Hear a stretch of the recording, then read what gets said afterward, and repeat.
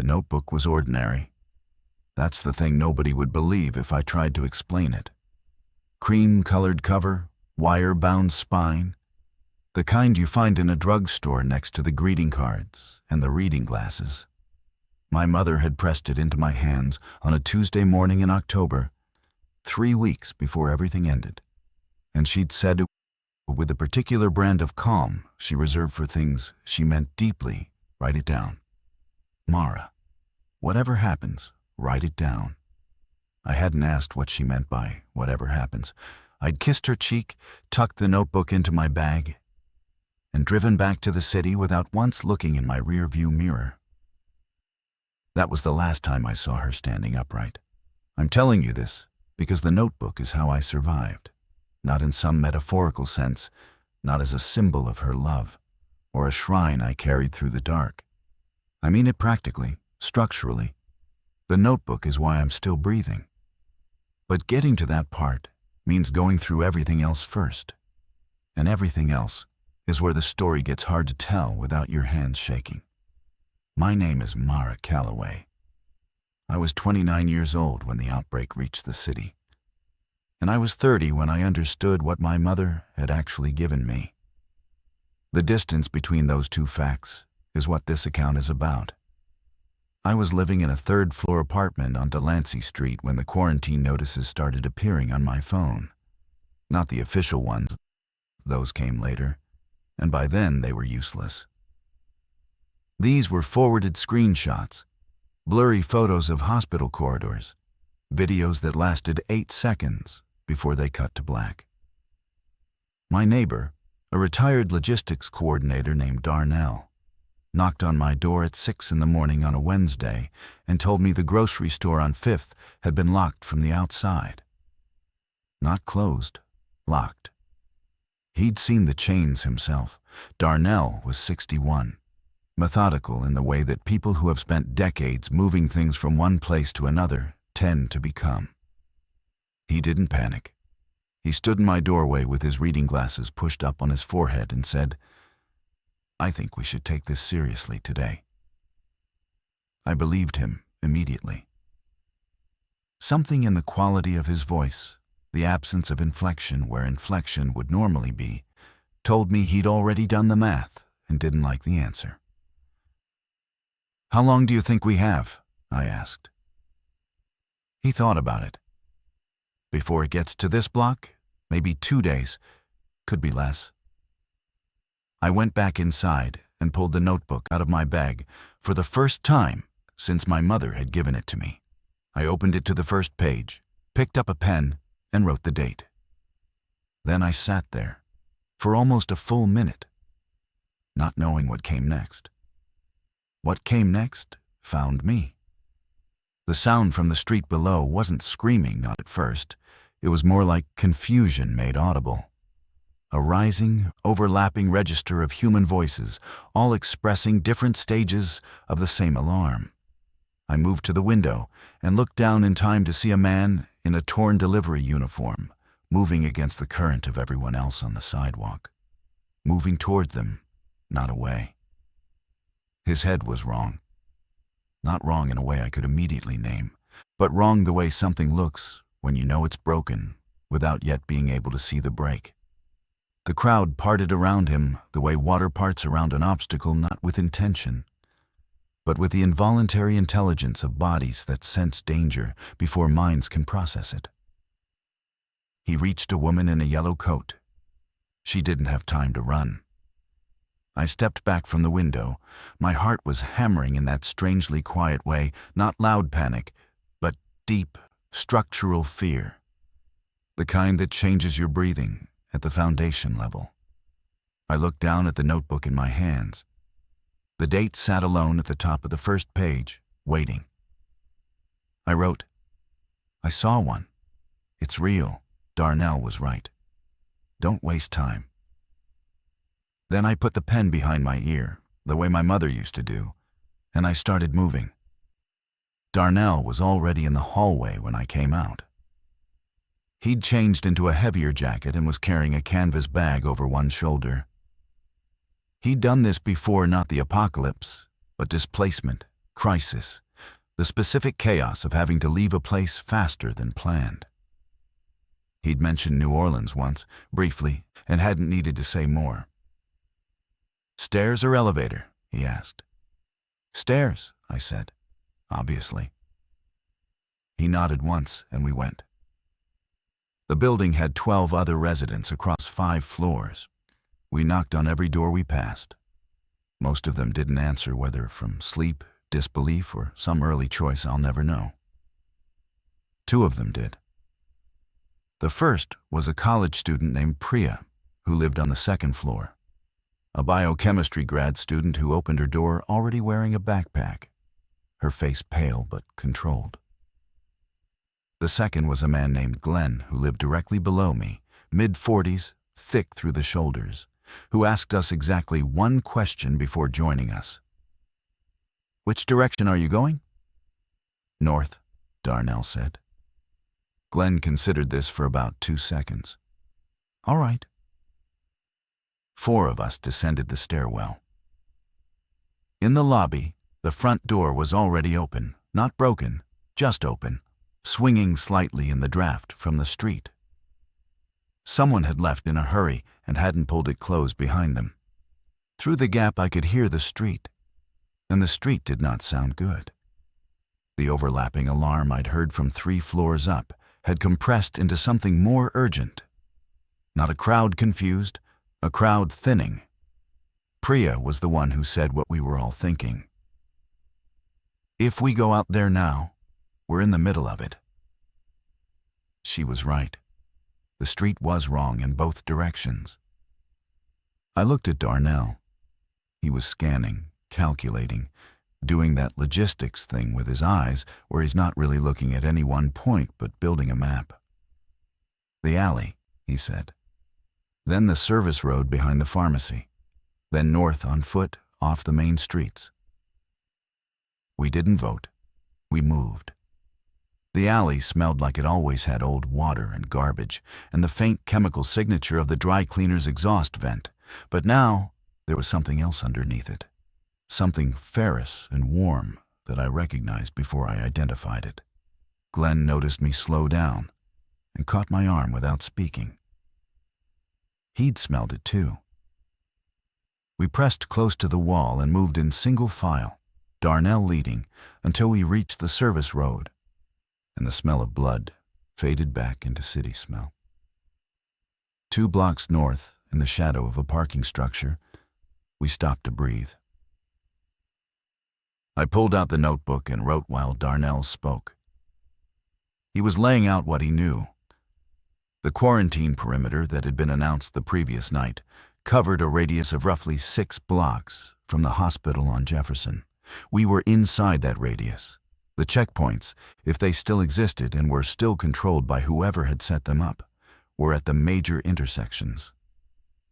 The smaller streets between them were unmonitored. That was either an escape route or a killing corridor, depending on what was on those streets. "You're writing this down?" Glenn asked, watching me. "Yes." "Why?" It was a fair question. It wasn't the kind of situation that seemed to call for documentation. But something in my mother's voice was still in my ear. "Whatever happens, write it down." And I found I couldn't put the pen away, even if I'd wanted to. "Because if I make decisions I can't explain later," I said, "I want to at least have tried to explain them." Glenn looked at me for a moment. Then he looked away. He didn't say anything else about the notebook, not that day. But something shifted in his expression. Not respect, exactly. Recognition.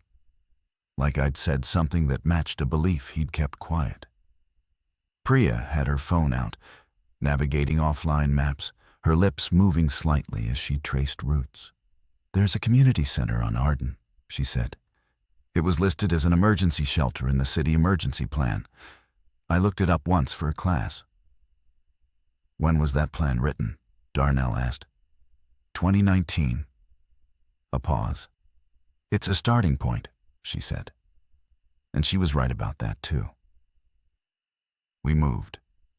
Behind us, somewhere on the main street, something broke through glass, and the city screamed again for a moment before going quiet.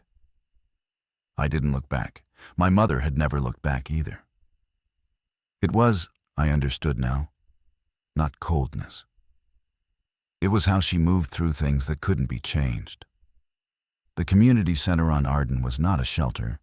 It had been briefly. The folding tables were still set up in rows, and someone had stacked water bottles along the north wall in the organized pattern of a person who had expected to be managing distribution for days, not hours. But that person was gone, and so was everyone else, and the front entrance had been left open, and something had gotten in through the back. We found out about the back when Glenn went to check the emergency exit and came back walking faster than he'd left. 2 of them, he said quietly. In the kitchen. Contained? Darnell asked. For now. Door's got a push bar. They can't work it. I was already writing. Not frantically steadily, the way my mother had always written grocery lists and appointment reminders, as if the act of recording was its own form of control. I was writing because if we died in the next 20 minutes, the notebook would still exist, and whoever found it would know we had been here and we had tried to think clearly. Priya was moving along the walls, examining the supply setup with the precise attention she probably gave to lab equipment. 14 water bottles, 1 liter each. Some canned goods in the storage cabinet, not many. Looks like people already took most of it. First aid kit on the wall, partially stocked. She paused at a cabinet and opened it. Maps. City emergency maps. They're laminated. She pulled them out and spread them on the nearest table with the careful efficiency of someone who had learned that information is most useful before you need it desperately. Darnell studied the maps alongside her. Glenn stood near the entrance, watching the street through the narrow gap he'd left in the door. He was doing the same thing Darnell had been doing, building a spatial picture, tracking movement, calculating odds. I looked at the 4 of us and felt the specific weight of accidental company. We hadn't chosen each other. We'd been sorted by proximity and the willingness to move when Darnell knocked. That kind of sorting produces strange combinations. It had produced us. A retired logistics man, a biochemistry student, a contractor from somewhere before here, and me, a technical writer who had spent 3 years writing product manuals for HVAC systems, and who was now writing the most important thing she'd ever put on paper. We need to decide where we're trying to get to, Priya said. She wasn't asking. She was establishing a requirement. My cousin has land, Glenn said. 60 miles north, rural. Water source on the property. You have contact with her? Darnell asked. Had. Cell service is garbage, but she's there. She doesn't leave. He said the last part with a quiet certainty that wasn't boasting. It was the voice of someone describing a fixed point in an uncertain map. 60 miles. On foot through a city that was unraveling at a rate we couldn't yet measure, 60 miles was not a number. It was a concept, an act of faith dressed up in distance. We can't drive? Priya asked. Main roads are blocked, Darnell said, tracing with his finger. We'd burn fuel trying to navigate around obstacles, and the noise would attract attention. On foot, moving through secondary streets, we can control our exposure. He paused. Mostly? That's going to take days, I said. Yes. I wrote. 60 miles to Glenn's cousin. Days. Supply margin is thin. Moving on foot is safer than it sounds when Darnell explains it. Trust that for now. I wrote it as if explaining to someone else. I wrote it because putting things into clear language was the only way I knew to keep fear from becoming the loudest voice in the room. My mother had taught me that too, without ever using those words. She'd been a nurse for 30 years, and she had a particular way of describing difficult things Not coldly, but precisely, because precision was a form of respect for the difficulty. The push bar on the kitchen door rattled. We all heard it. The infected inside weren't smart enough to work the mechanism, but they were persistent in the particular way that made persistence frightening. Not strategic, just endless. "We take what we can carry and we leave," Darnell said. Nobody argued. There was something about Darnell that made arguments feel structurally unnecessary. Not because he was domineering, he wasn't. He was simply almost always right. And he delivered his rightness without theater. We divided the water, split the first aid kit supplies, took the laminated maps. Glenn found a crowbar in a maintenance closet and considered it for a moment before adding it to his bag. I took 2 pens from a desk drawer and put them in my jacket pocket. The notebook went back inside my bag, in the inner zippered pocket where it always sat now, within reach of my right hand. When we walked out into Arden Street, the sky had gone the color of old aluminum flat, featureless, the light without source. It was the kind of sky that made the city look already abandoned, even where it wasn't yet. 3 blocks south, a car alarm was still running, its cycle unchanged, loyal to a world that no longer had ears for it. We turned north. The city let us go for a little while. By nightfall, we were 6 miles from where we'd started, sheltered in the back office of a sporting goods store on Marchetti Avenue.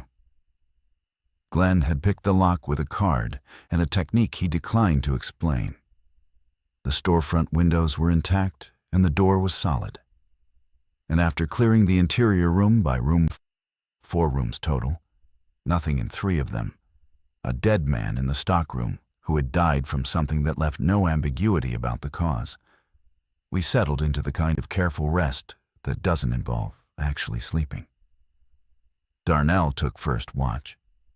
Priya sat against the wall and opened a small notebook of her own, a journal she'd had in her backpack, smaller than mine, with a clasp she kept fastening and unfastening. Glenn lay on his back on the floor with his arms folded across his chest and closed his eyes with the practiced ease of a man who had learned to sleep in uncongenial places. I watched him for a moment. "Does that actually work?" I asked quietly.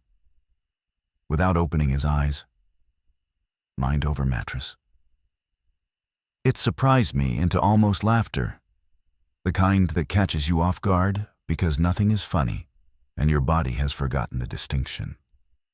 I opened the notebook and wrote by the thin light of the battery lantern Priya had found behind the camping display. I wrote everything from that day. The man in the delivery uniform, the alley, Darnell's map reading, the community center, the kitchen door, the car alarm that was still running somewhere in my memory even now. I wrote it in the plain, detailed way that felt like both journalism and prayer. Priya watched me across the room. After a while, she said, "What made you start writing everything down?" I told her about my mother, about the notebook being given to me 3 weeks before, about the phrase, "whatever happens," about how I had not asked what she meant. "Do you think she knew?" Priya asked. I thought about that seriously. My mother had been a nurse for 3 decades, and in the last years she had mentioned more than once a particular concern about what was moving through the hospitals, not in alarmed terms, but in the careful language of someone whose professional training made her more afraid of slow patterns than of loud events. She had mentioned it, and I had listened, and then I had set it aside. "I think she suspected something was wrong," I said. "I don't know if she knew the shape of it." "The notebook was preparation," Priya said. "Not a question, a conclusion." "Yes." She was quiet for a moment. Then, "My parents are in Chennai. I've been trying not to think about whether—" She stopped. fastened the clasp on her journal.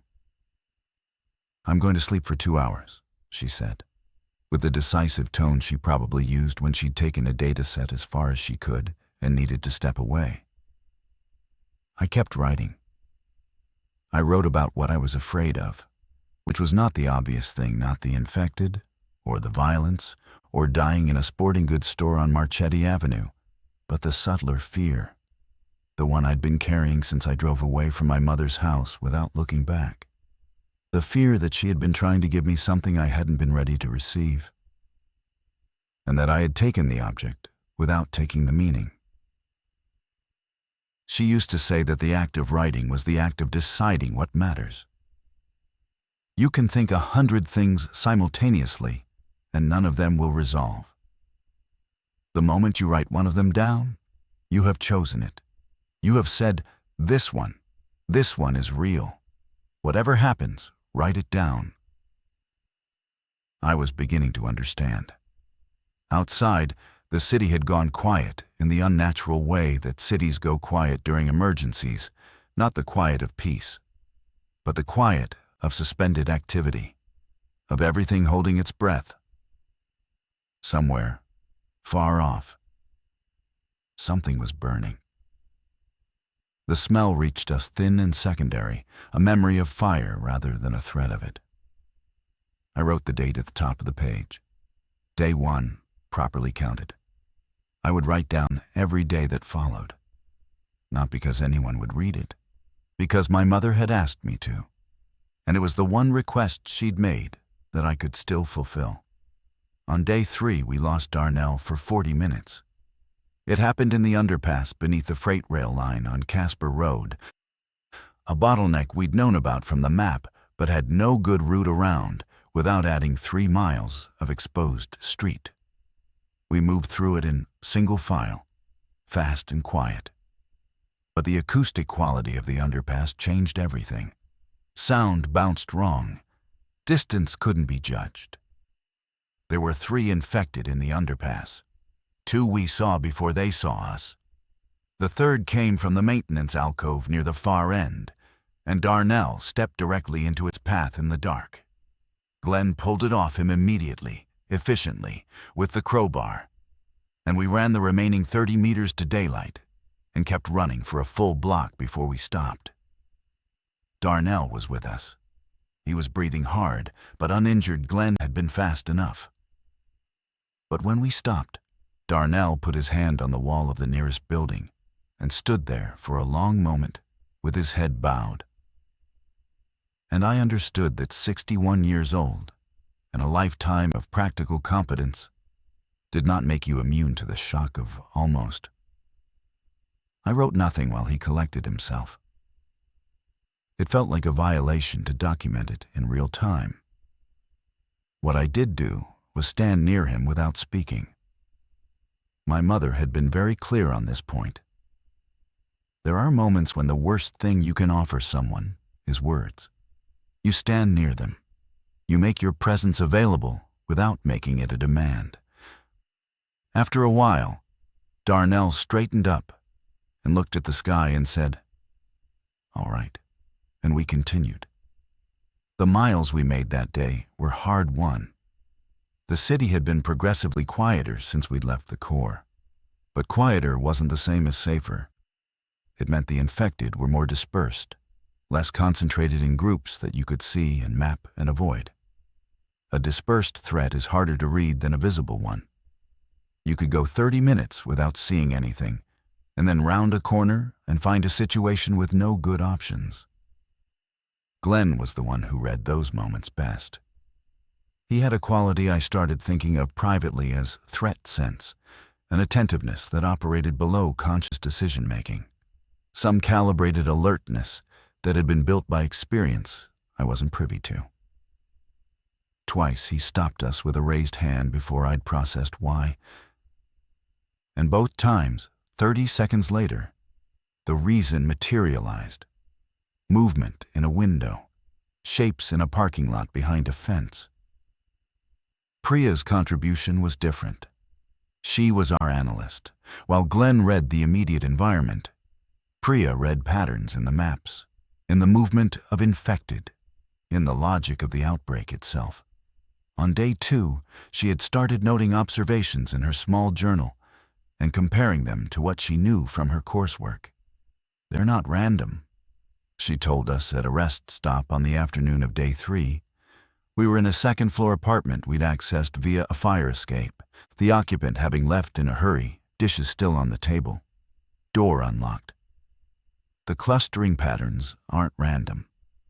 They're moving toward noise and heat sources. Which means if we're quiet and avoid anything with a strong thermal signature—" "Like fire," Darnell said. "And fire, yes. We're significantly less attractive as a target. The visibility goes down." "How do you know this?" Glenn asked. Not skeptically, actually asking. "Because it matches the literature on aggregation behavior in neurologically compromised populations, and because I've been watching them since day 1. She paused. "Also, I may have been writing a paper on outbreak behavior patterns in the months before this, which suddenly feels like terrible timing, and also useful." The almost humor in the last part was deliberate. She was doing the same thing Glenn had done with the mattress comment, introducing a small, controlled release to prevent a larger, uncontrolled one. We were all doing it in different ways, I realized. Managing the pressure through the only valves available. Mine was the notebook. I wrote that afternoon until the light got too thin, and then I sat with the pen between my fingers and thought about what we hadn't said. We hadn't discussed my mother's town, which was 15 miles east of Glenn's cousin's land. We hadn't discussed whether, given the route we were taking, it was possible to detour there first. I hadn't brought it up because the route was Glenn's, and the goal was survival, and the detour was personal. But I was also thinking about it with every step. I wrote, "I know what I want to ask. I'm not asking it yet. I don't know if that's selflessness or cowardice." My mother would have known the difference. She always did. Priya found the radio on day 4. It was in a hardware store we'd entered for supplies, hand tools, rope, anything with utility tucked under the counter in the kind of specific hiding spot that suggested the previous occupant had intended to return. Battery-powered, shortwave, still functional. Priya turned it on with the careful anticipation of someone pressing a button they weren't sure would work. And when signal emerged from the static, a human voice, clear enough to understand, reading coordinates and status updates in the measured cadence of emergency broadcast protocol, all 4 of us went still. The broadcast was from a station called Regional Safety Coordination Point 7. The coordinates placed it 42 miles north of our current position, which meant almost exactly where we were going. "Your cousin knows about this?" Darnell asked Glenn. "She might," he said. "She was a ham radio operator. Would have been monitoring from day 1. The broadcast confirmed what we'd feared about the city. The southern perimeter had collapsed. The quarantine had been overwhelmed 24 hours after it was established. Military presence had withdrawn to consolidation points, Safety Coordination Point 7 being one of them. It did not say what had happened to anyone caught south of those points. I wrote down the coordinates. I wrote down the broadcast frequency. I wrote down the time stamp. Then I wrote, 42 miles is not 60. We are closer than we thought to something that might be structured. This changes the calculus. It changed Glenn's posture too. There was a visible recalibration, the set of his jaw softening slightly, not into relief, but into the modified version of tension that comes with purpose refined. His cousin's land now had a context it hadn't had before. It wasn't just survival retreat. It was potentially a node in something larger. The coordination point could be compromised, Priya said. She wasn't trying to undercut the hope. She was examining it the way she examined everything. It could, Darnell agreed. But we move toward it until we have reason not to.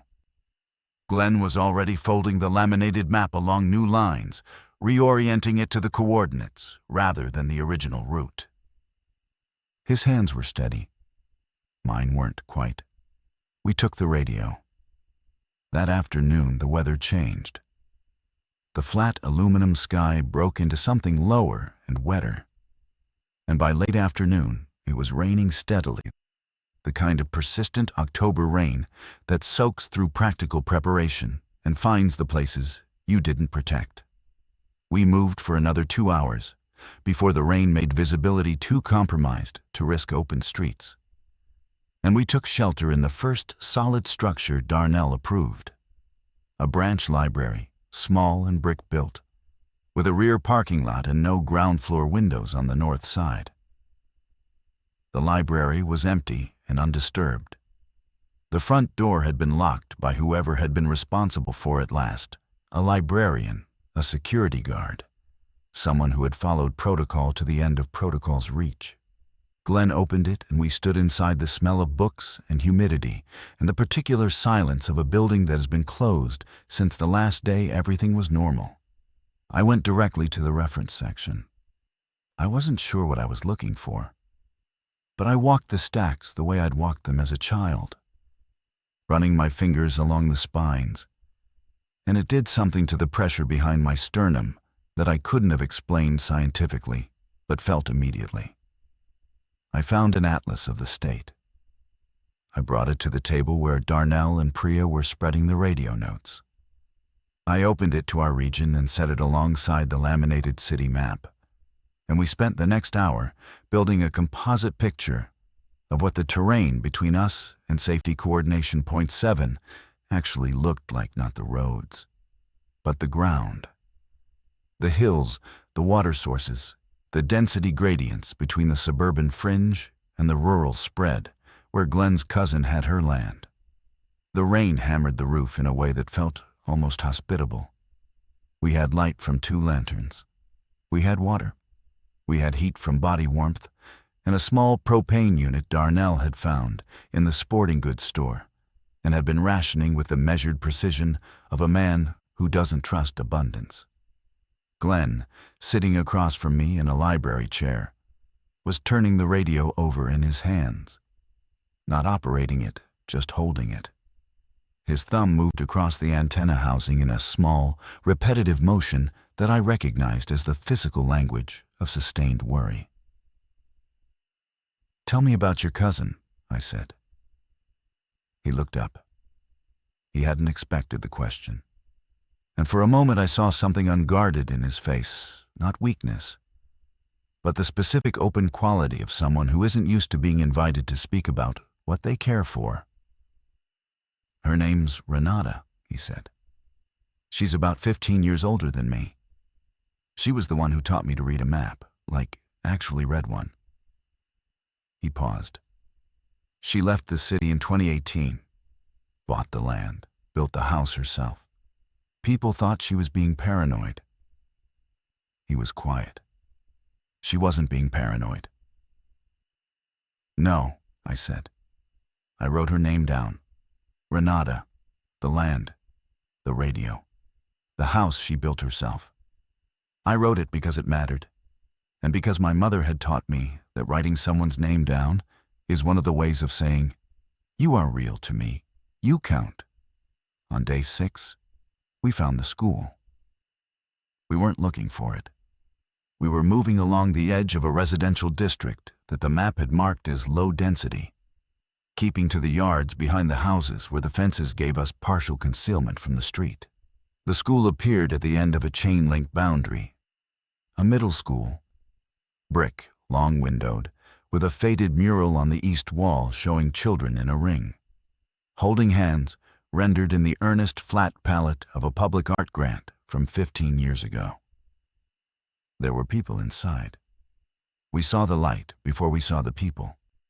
The specific quality of battery-powered camping lantern through frosted glass, warm and yellow and deliberate. Glenn signaled a halt and we crouched behind the fence line while Darnell assessed. "How many?" Priya whispered. "Can't tell," Darnell said. "Enough that they're using multiple light sources." Glenn was looking at the building's roofline, the exits, the surrounding yard. His threat sense was running, but not alarmed. "No perimeter guards," he said quietly. "That's either confident or careless." We watched for 10 minutes. Movement behind windows. Shadows that were clearly human in shape and behavior. No signs of distress. Eventually, a door opened a side entrance, and a woman stepped out briefly, looked at the sky, went back inside. She'd been carrying something. A water container, I thought. "We announce ourselves," Darnell said. This was the first real vote we'd had. Not because Darnell's decision was wrong, but because it was irreversible in a way that required something more than one person's judgment. "Agreed," Priya said. "Glenn, if they're hostile, we need a withdrawal plan first." We spent 5 minutes identifying the withdrawal route. Then Darnell walked to the side door and knocked 3 times, deliberately spaced the rhythm of someone who wants to be understood as non-threatening before they're seen. The door opened, and a woman looked at us. She was perhaps 50, broad-shouldered, with the particular expression of someone who has already made many difficult decisions this week, and was prepared to make another one right now. Behind her, over her shoulder, I could see a corridor with people, adults, children, a teenager holding a younger kid against his side with the focused protectiveness of someone who has recently been given a responsibility they take seriously.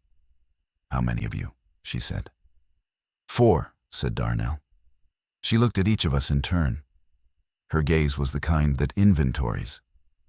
"Anyone bitten or sick?" "No."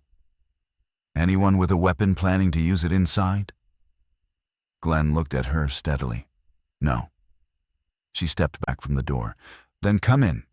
We have rules and you'll follow them. I'm Claudette. This is my school." It had been her school. She'd been the principal. Now it was something between a shelter and a small community. 43 people organized with the crisp authority of a woman who had spent decades managing the structured survival of children and had simply expanded the application. I stood in the corridor and looked at 43 people and thought, this is the first time I've felt the possibility of something since day 1. I wrote, Day 6, school on the north edge of the district. 43 people. Claudette runs it. There is a system here. It is working. This is what organized looks like. Claudette's rules were not arbitrary. Over the course of that first evening, she explained them, not as a list, but as a series of decisions she had made, and the reasoning behind each one. No unnecessary movement between the hours of 2 and 7 in the morning. The infected had some response to light cycles that Priya confirmed was plausible from a neurological standpoint, a disrupted circadian driver that made them more active in mid-dark. Food was rationed by caloric need rather than by preference, calculated by weight and activity level. Every person with a skill named it, and that skill was used. When she got to me, I said, technical writer. She thought about this. Can you write clearly under pressure? Yes. Then you're documenting everything. Routes we've tried, supplies taken, decisions made, and why. If we have to evacuate, whoever comes after us needs to know what we found. My throat did something involuntary when she said that. The notebook in my bag felt suddenly like it had been waiting for this instruction all along. I'm already doing that, I said. Claudette looked at me with the expression of someone who has just received information that rearranges the order of something. Then we need to compare notes, she said. She had documentation of her own, a systematic record kept in a school record book, the kind with the green cover. that she'd been filling since the first day. Route assessments, supply inventories, medical incidents, recorded with the careful objectivity of someone who has had to write things down that she didn't want to be true. She had lost 7 people in 6 days. 2 to infected encounters during supply runs. 3 to medical causes that might have been addressable under other circumstances.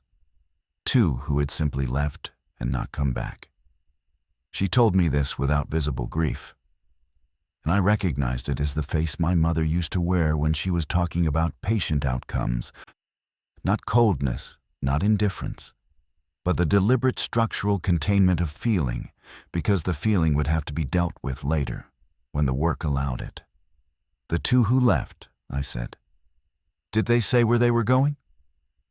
South, she said. Looking for family. We both sat with that for a moment. I thought about my mother's town, 15 miles east of Renata's land.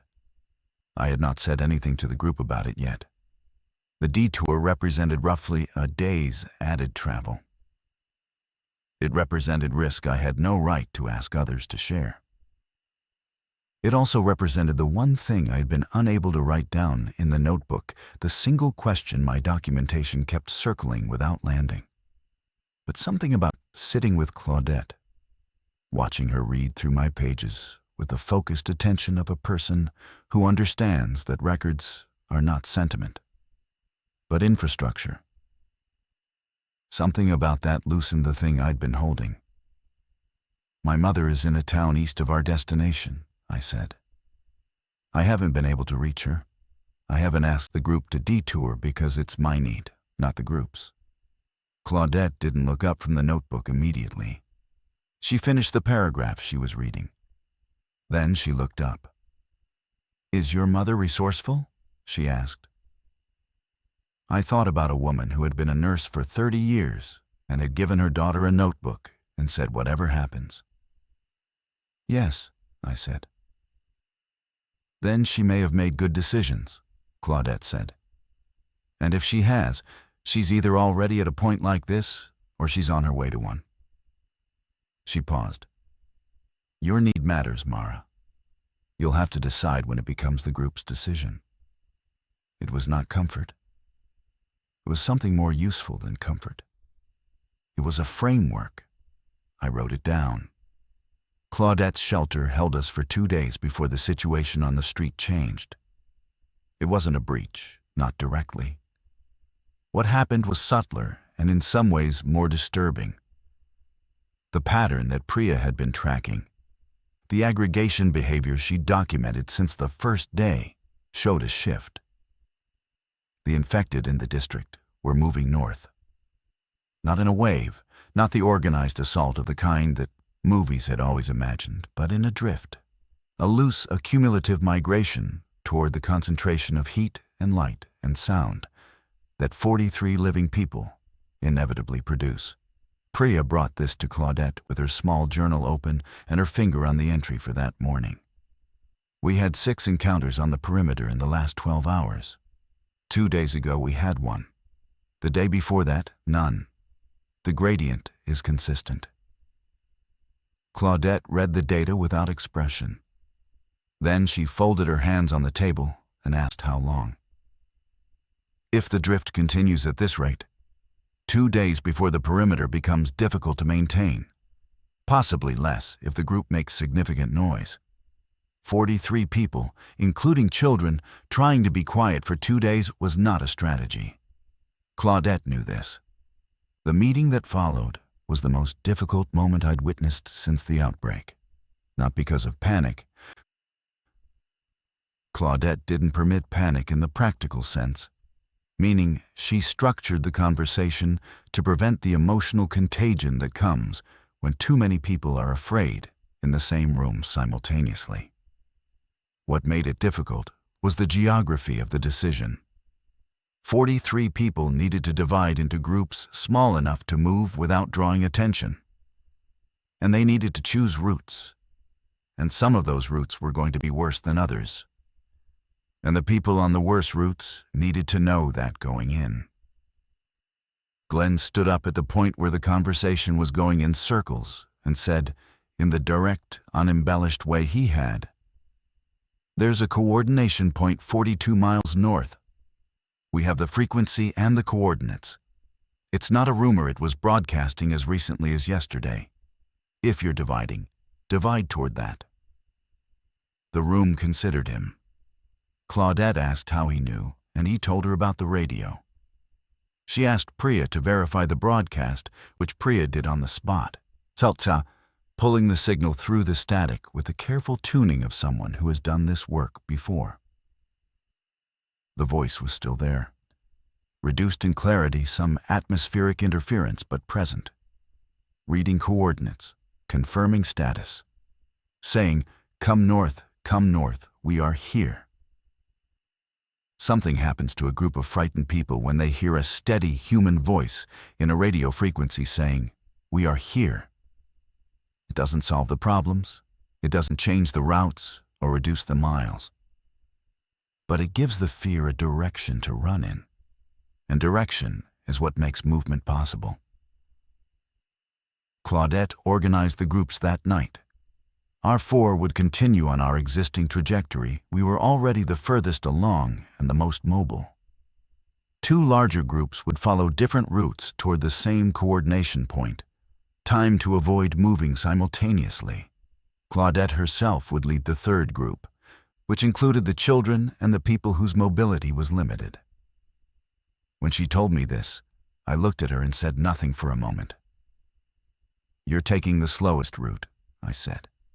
"Yes," she said, "with the children." "That's generally how responsibility distributes," she said, without irony. I took her school record book and transcribed the most critical information, every route assessment, every supply note, everything that needed to persist, regardless of what happened to either document. I gave her 2 of my spare pens. I copied the radio frequency into the inside cover of her book in large, clear handwriting. Before we left the next morning, she pressed my hand briefly. It was the same gesture my mother used, a single firm pressure, then release. The grip of someone who has learned to put everything necessary into a small space. I did not cry. I wrote it down instead. The 8 miles after the school were the loneliest we traveled. Not because we were alone, we were together, the 4 of us, moving north with the coordination point in our minds and the radio signal checked every 6 hours to confirm it was still transmitting. But loneliness is not the absence of people. It's the presence of a weight that can't be shared.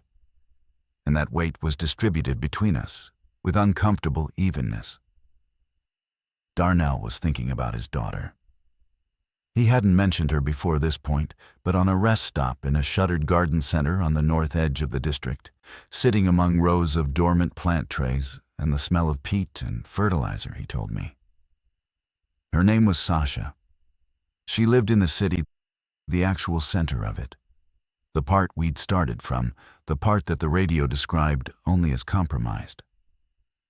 He'd been moving north because north was the rational direction. He hadn't said what every northward step meant in terms of its opposite. "You're thinking about going back," I said. "I'm thinking about the fact that I can't," he said. The distinction was precise. He wasn't in denial. He was carrying a decision he'd made on day 1 and feeling the full weight of it on day 7. I wrote, "Darnell, Sasha, city center. He knows. He moved north anyway. What does it cost to make the rational choice?" Priya was thinking about her data. She had started experiencing what she described, with analytical detachment, as a kind of cognitive dissonance. The scientist in her was finding the outbreak genuinely informative in ways that disgusted the rest of her. "I keep noticing things and wanting to write them up as observations," she said. "And then I remember what the observations are observations of." "Write them up," I said. "Seriously, whatever you're seeing, it may matter to someone who needs to understand what happened." That assumes someone survives to do something with it. Then write it for them anyway. She looked at me. Then she opened her small journal and wrote without speaking for the next 20 minutes. I counted. I wrote alongside her. Glenn said less than usual in those miles. He was navigating, checking the map at each intersection with the focused precision that kept us on the least exposed route. But the quality of his silence had changed. It was thicker. The radio he'd been carrying for 2 days now sat in his bag, and he checked it during scheduled intervals, but there was a restlessness in the checking and urgency that hadn't been there before. Renata. 42 miles. He was counting down in a way the rest of us couldn't see, but could feel. The town changed at the edge of the city boundary. It became something I have no better word for than sparse. Not empty, sparsely inhabited in a way that felt like the outline of population rather than population itself. Small businesses closed, some recently and some long before any of this. A veterinary clinic, a 2-pump gas station, a diner with a hand-painted sign that read, "Open weekends," until someone had crossed out weekends and written never. We stopped at the gas station to examine the pumps, not for fuel, but for the auxiliary storage tank that Darnell thought he'd seen accessed from the side. He was right. A maintenance hatch, a hand pump, a residual supply of diesel that was useful only theoretically given our lack of a vehicle, but which Darnell noted and marked on the map for whoever came through next. I stood at the edge of the gas station lot and looked east. 15 miles in that direction. My mother's town. My mother's house. The small brick house on Cedar Lane with the vegetable garden she maintained with the same methodical care she brought to everything. And the spare room where I'd slept through my childhood and through every difficult adult year when I'd needed to go back to something that held still. The notebook was in my hand. I'd taken it out without deciding to. I turned the page to a clean sheet. At the top I wrote, "Ask the group. Today." Then I went back to where the others were standing, and I said, "There's something I need to tell you." The conversation happened at the side of the road, in the weak afternoon light, with the smell of approaching rain behind the wind, and a stretch of open county road visible in both directions. I told them about my mother's town. I told them about Cedar Lane. I told them about the distance 15 miles east, roughly a day of travel added to our total. I told them why I hadn't raised it before and why I was raising it now. Nobody spoke immediately. Darnell was looking at the map. Glenn was looking at me. "It's not on our route," Glenn said. "Not accusatory, factual. No. Adding a day means a day more of exposure, more food usage, more variables." "Yes." More silence. Rain smell getting closer. Priya said, "Is this a vote?" She was asking genuinely, not with edge. "I don't think it should be," I said. "It's my ask. If the answer is no, I don't hold that against anyone. I can detour alone and meet you at—" "No," Darnell said. Not to my question, to the idea of me going alone. The single syllable was exactly as firm as every other thing he'd said since day one, and it closed that option as cleanly as a door. Glenn unfolded the map and looked at it for a long time. He was doing the geometry, the triangle between our current position, Cedar Lane, and Renata's land, and from there to the coordination point. He was measuring what it cost. I watched his face and waited. "We'd hit Cedar Lane from the northeast," he said finally.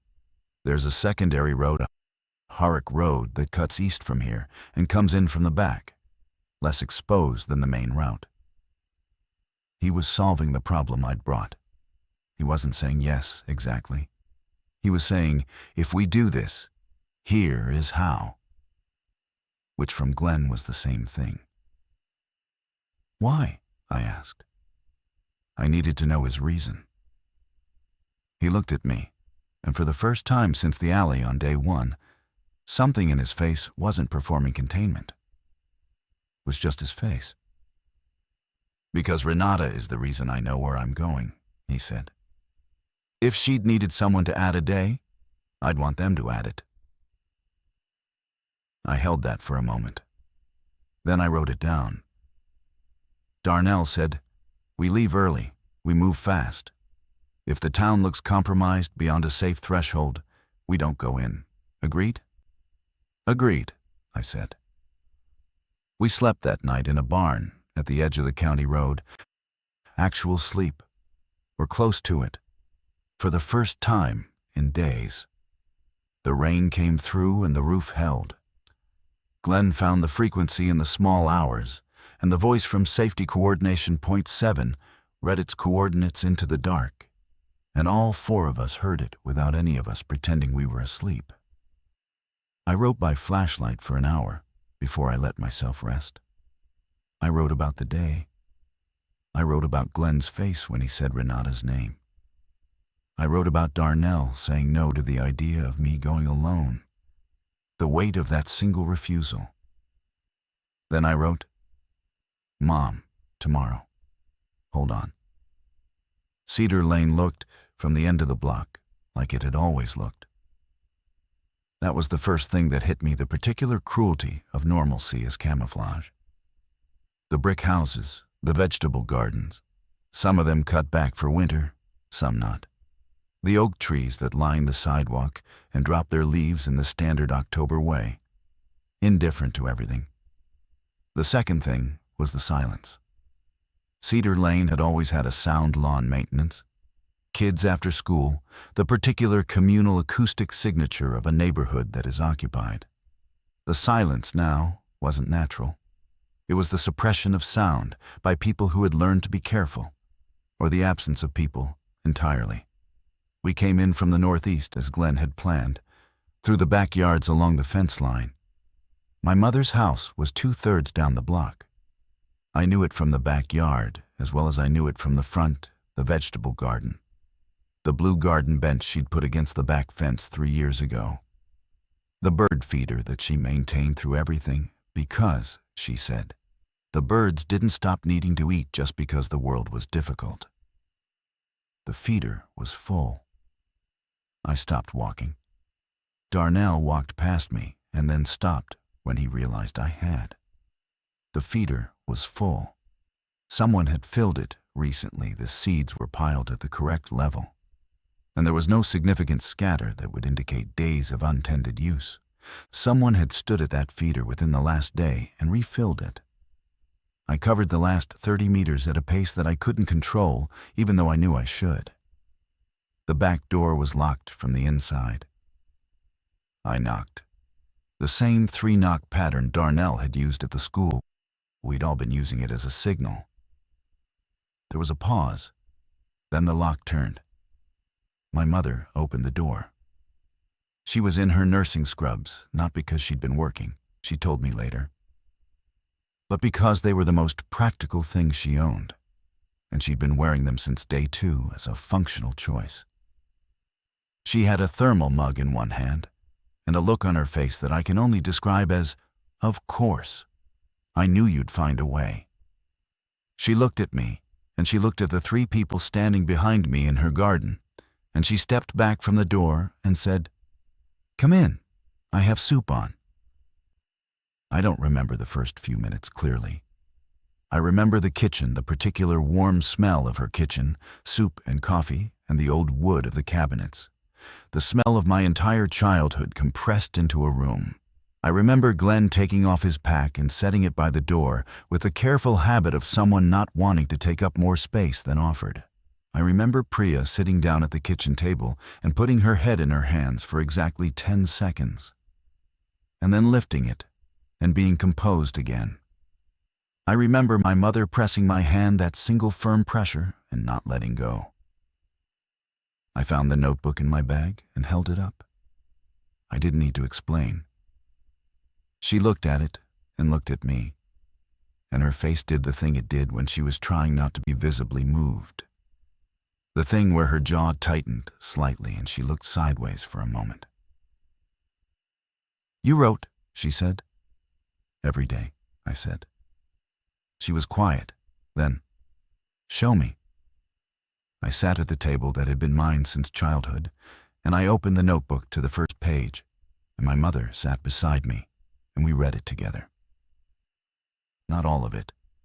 There wasn't time for all of it, but the first pages, the beginning, the day I'd finally understood what she'd been handing me when she pressed the notebook into my hands on an ordinary Tuesday morning in October. My mother had been running Cedar Lane. I should have expected it. Looking back, the evidence was there. From the moment we came through the fence, the full bird feeder was only the first sign. The neighborhood had not been evacuated and had not collapsed. It had reorganized, quietly and without announcement, around a retired nurse named Evelyn Calloway, who had started preparing the moment the hospital reports had started matching the pattern she'd been privately tracking for months. She had 17 people in 4 houses on the block, managed on a rotation system she'd designed based on the staffing principles she'd used in ward management. Food from the neighborhood gardens, supplemented by what the departure of other residents had left behind. Medical supplies from her own extensive private stock, the benefit, she explained calmly, of spending 30 years taking home the products that hospitals routinely disposed of in overage. She had a radio. She had the frequency for safety coordination .7, had been in intermittent contact with them for 3 days, and had been waiting until she could transport her group safely rather than exposing 17 people to the open road before she had a reliable route. She had, in other words, been doing exactly what Claudette had been doing 40 miles south, with the same organizational precision and the same quality of quietly maintained authority that does not require volume to function. When Glenn saw the radio, he laughed the first actual laugh I'd heard from him in 8 days. It was short, involuntary. The laugh of someone who has just received information that collapses something that had been very tense. She was going to be fine, he said. Not to me, to himself, making note of it. Were you worried? My mother asked him. He looked at her. About your daughter, yes. My mother considered him for a moment, with the inventory gaze she shared with the Claudette. You kept her safe, she said. Not a question. Not gratitude, exactly. An acknowledgement of a fact she was recording. She kept herself safe, Glenn said. We just moved in the same direction. Darnell spent that evening at the radio, methodically reaching out to Safety Coordination .7 to coordinate the logistics of moving 2 groups, my mother's 17, and our 4 north over the following 2 days. He was in his element, moving things from one place to another, calculating capacity and route and timing, filling a function he had spent decades refining and which the world currently needed more than it ever had. Priya sat with my mother for 2 hours after dinner. I don't know exactly what they discussed that I was writing, and they were speaking quietly, and privacy felt like a courtesy I owed them. I heard my mother's voice once, clear enough to make out. You're going to want to write that part down. And then the sound of Priya's journal clasp, fastening and unfastening. I wrote the day's full account. Cedar Lane, the feeder, the door, the kitchen, the 17 people, the radio, the soup. I wrote my mother's face when she saw me. I wrote Glenn's laugh. I wrote Darnell at the radio, in his element, steady as a fixed point. I wrote, she was here. She was okay. She had been here, doing what she does the whole time. I spent 8 days walking toward her, and she was waiting. Not for me to rescue her, just waiting until I arrived, because she knew I would. We left Cedar Lane on day 10. 21 people, moving in 3 staggered groups along the route Glenn had mapped, using the radio check-ins to coordinate spacing and timing. My mother led the first group with the efficient groundedness of someone navigating a staffing rotation, not an evacuation. I watched her organize people in the pre-dawn dark of the kitchen, assigning positions, distributing weight, explaining the signal patterns, and I felt the precise, belated understanding of exactly what she had been preparing me for. Not for this specific event, not even for this specific crisis, for the practice of remaining functional under pressure, for the discipline of documentation as a way of staying clear when clarity wants to dissolve, for the notebook as a tool, not a talisman, not magic, but method.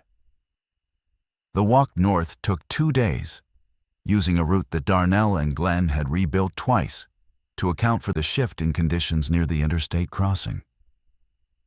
We lost no one. This is not something I say lightly or without awareness of what it cost Claudette's group, or what it costs everyone who can't say the same.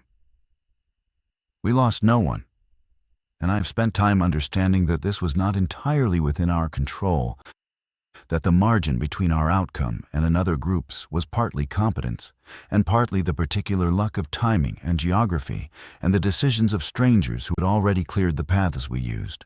The coordination point was a converted agricultural facility, a large barn complex with an attached warehouse, fortified perimeter, generator power, and a medical bay staffed by 2 nurses and a retired paramedic. The people running it were not military. The military presence the broadcast had implied had consolidated further north weeks earlier. What remained were civilians who had refused to consolidate further, who had stayed and built something workable, and who had been broadcasting the coordinates as a deliberate act of invitation. When we came through the gate on the morning of day 11, I counted roughly 300 people inside the perimeter. More arriving. The logistics of it were already Darnell's territory before we'd been inside for an hour. He was introduced to the facility coordinator, and they disappeared into the supply management office in a way that suggested Darnell was not going to be someone who sat still for long. Cor Tassel, Glenn called Renata's land on the facility radio on our first morning there. The signal was partial, but enough. Her voice came through low, steady, unsurprised, and Glenn sat with the handset held close for the length of the exchange, saying very little, listening mostly, in the way of someone filling in a silence that had been accumulating for days. When he came out of the radio room, his face had the particular quality of resolved attention, not happiness, but the specific thing that comes when a fear you've been carrying reaches its destination. "She's fine," he said. "She's been fine." I wrote it down. My mother settled into the medical bay within 48 hours with the ease of someone returning to a role rather than beginning one. She was useful in the way that good nurses are always useful, which is to say, immediately and without announcement. Within a week, she was coordinating triage intake. Within 2 weeks, the facility was running a modified version of her Cedar Lane system at 4 times the scale. Priya's data became something else entirely at the coordination point. She found 2 researchers in the facility who had been independently tracking outbreak behavior patterns, and the 3 of them spent their evenings assembling a composite document that was, she told me, with the closest thing to wonder I'd ever seen on her practical face, actually going to matter to someone. I kept writing. The notebook filled before the end of the 2nd week, and I found a new one in the facility's supply cache, the same cream-colored wire-bound kind, close enough to be continuity. I labeled it Volume 2. I wrote the story of getting there. I wrote the people I'd met and what I'd learned from watching them survive. I wrote about Claudette, who had moved her group north along a different route and arrived 4 days after us, the children intact, the look on her face when she came through the gate, a version of relief so controlled it was nearly invisible. I wrote about the two who had gone south looking for family and what we hoped for them without being able to say. I wrote my mother's name.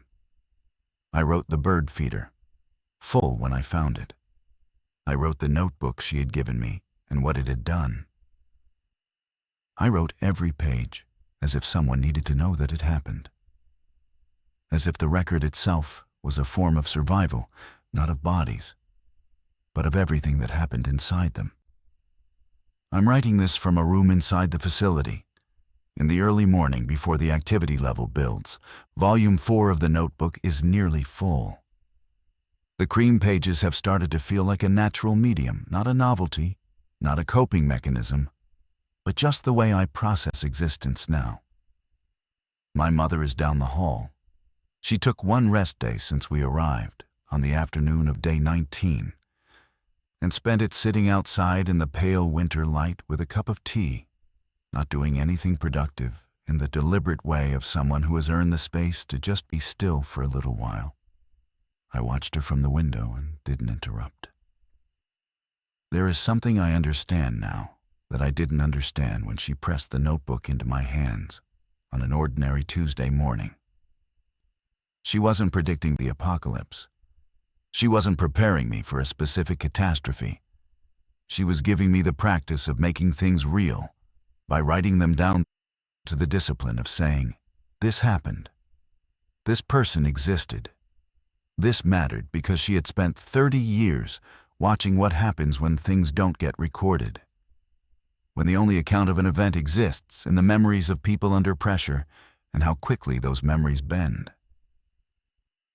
Whatever happens, write it down, not as memorial, as method, as the act of remaining present to your own life, even when your life is trying to become only motion, only survival, only the next mile, and the mile after that.